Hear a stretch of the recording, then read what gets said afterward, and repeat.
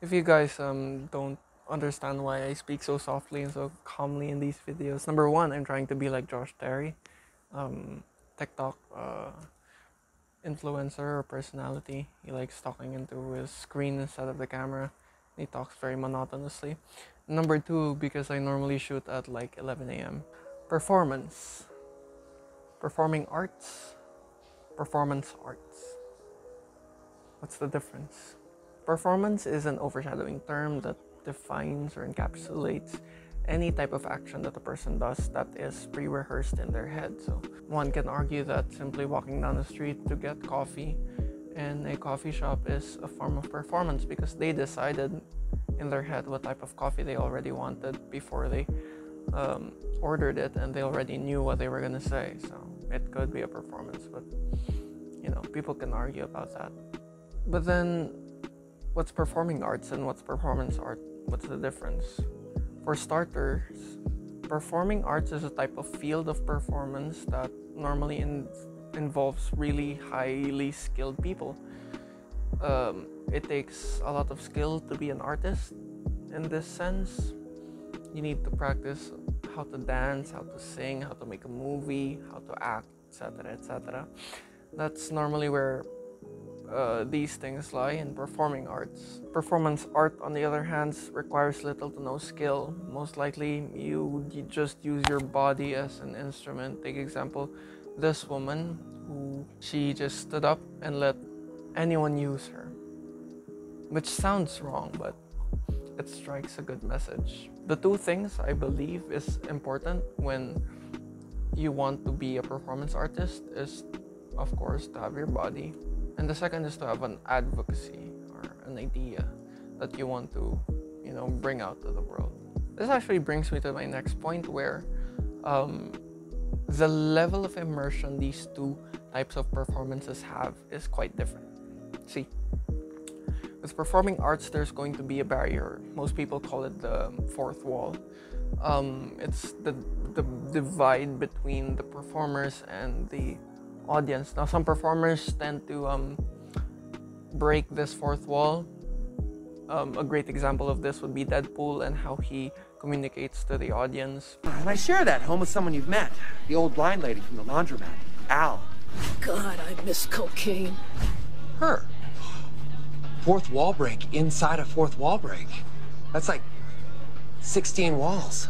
Another example is when the musicians in concerts move from the front stage up to a center stage in the middle of a crowd. That's a great way to quote-unquote break the fourth wall.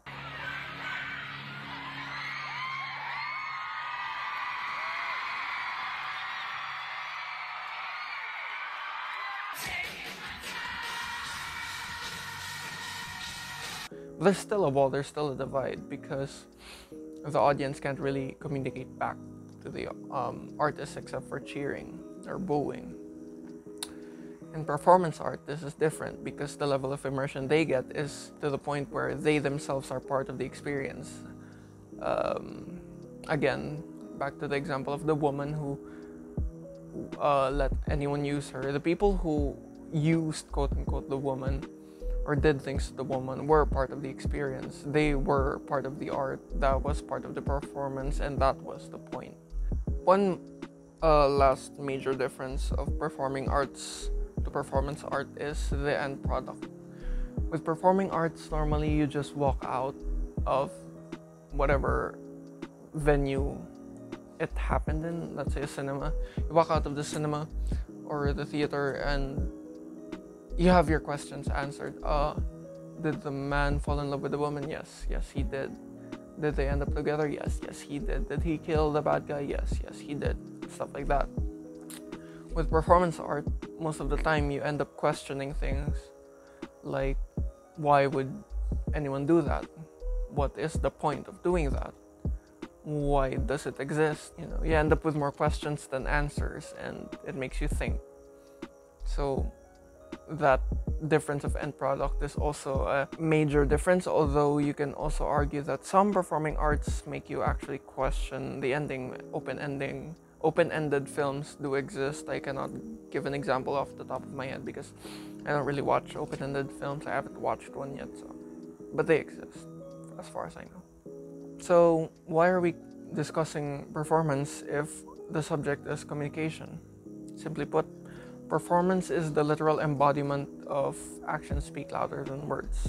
Let me explain. While of course it's necessary for us to have sounds and symbols to communicate our ideas, it's also important for us to have action accompany that sounds and symbol in order for those sounds and symbols to actually be true. You can't say that you love somebody and then you don't act that way. It's empty words, those are empty promises.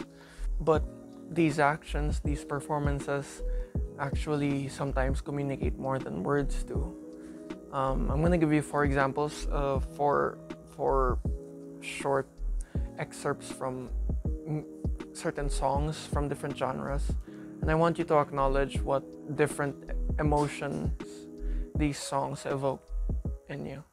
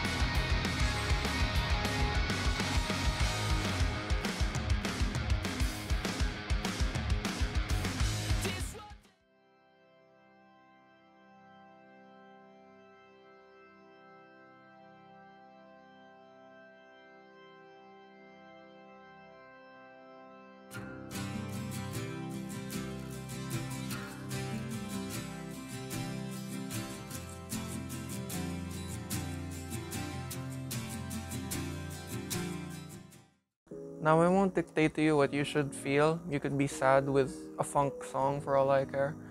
But the point still stands. Each of these songs has evoked a feeling, and I think that's a proof that performance is a part of communication, because the songs are made to communicate something, regardless if that was the intent or not.